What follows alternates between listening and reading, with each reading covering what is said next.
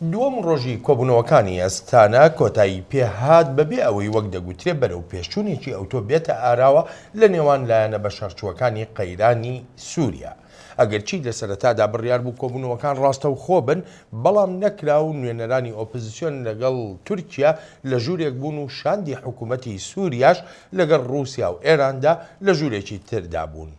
دکتۆر ئالان ساڵحزادە پسپۆڕی کاروباری ڕۆژهەڵاتی ناوەڕاست ڕاستە و خۆ لە ڕێی سکایپۆ لەگەڵ کورد کۆنێکشنە.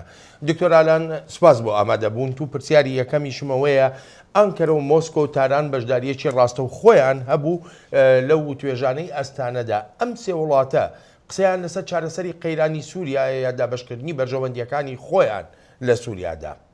بەشی دووهەمی ڕاستە، دیارە دابەشکردنی بەرژەوەندیەکانی خۆیانە.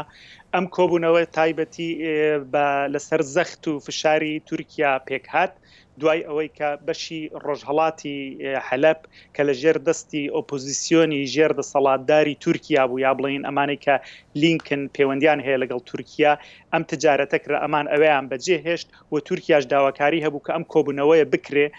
مەبەستی سەرەکیش ئەوەیە کە تورکیا بڵێ بە وڵاتانی ڕۆژئاوای بڵێ کە من پەراوێز خراوم لە بڵین داهاتووی ڕۆژهەڵاتی ناوەڕاست تایبەتی سووریا و عێراق و ڕۆژهەڵات باکووری ئەفریقادا من ڕۆڵم هەیە، من توانام هەیە بۆ داهاتووی سووریا. بەشی دووهەمیشی پەراوێزخستنی کوردەکان و پەیەدەیە، چون ئەزانین ئێستا دوای هاتنی سەرکاری ترامپ دوو داواکاری تایبەتی دەوڵەتی تورکیا هەیە، ڕادستکردنەوەی گولەن و ناساندنی پەیەدە بە هێزی ترۆر. جا بۆیە ئەمە لەم ڕوانگەیەوەدا سێریکەین. شتێکی تریش کە بەلایمەوە گرنگە کە کات هەبێ، من وەکەوەی کە من نزیکەی 4 ساڵ لە وەزارەتی دەرەوەی فینلاندیدا کارم کردووە، لە زۆر کۆنفرانسدا بەشدار بووم. یەکێک لەوانە پەیوەندی نێوان ئێران و وڵاتانی ڕۆژئاوایی بوو، تایبەتی پەیوەندی بە هینی وزەی ناوەکی ئێرانەوە.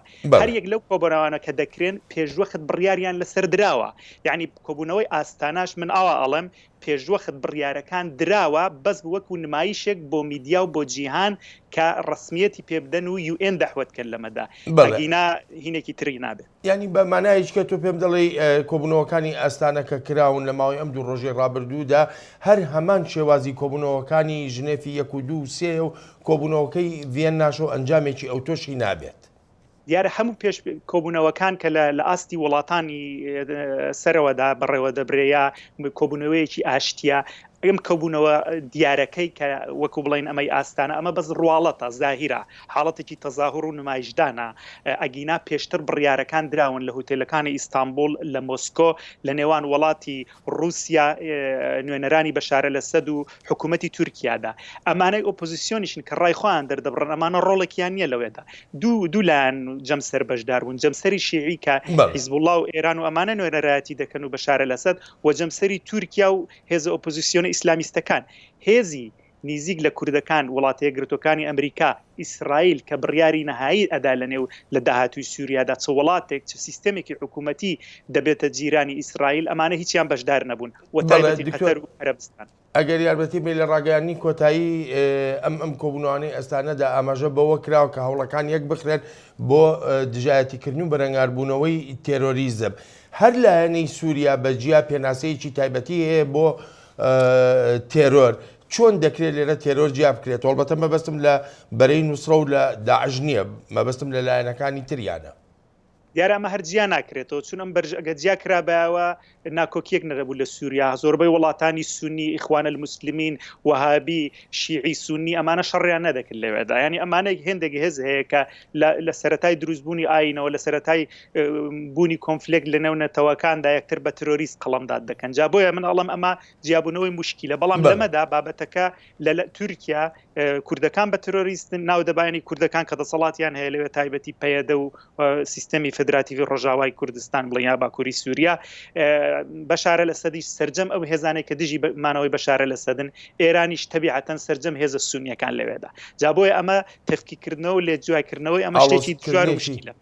ئاڵۆزکردنیەکی تری ڕەوشەکە دەبێت زۆر بە کورتی پێم بڵێ بڕیارە لە وڵاتی فینلاند کە خۆت لەوێی کۆبوونەوەیەکی تر بۆ سووریا بکرێ لە دەچرکەدا زانیاریم بدەرێ فەرموو. بەڵ ئەمە کۆبوونەوە بۆ دروستکردنەوەی سەر لە نوێی سووریایە چون وڵاتەکان ماندوو بوون داهەوێ لەوە بە دوا ڕۆژهڵاتی ناوەڕاست ئارام بێ بیزنس بێت پەنابەری زیاتر نەبێ لە سەطحی وڵاتاندایە نوێنەراتی هێزی شخصی یا بڵین کوالیسیۆنی کوردی و یا سووریوانە بەشدار نین. دکتۆرالان زۆر سپاس دەکەم. سپاس بۆ ئێوە بەڕێز ماندوو نەبن.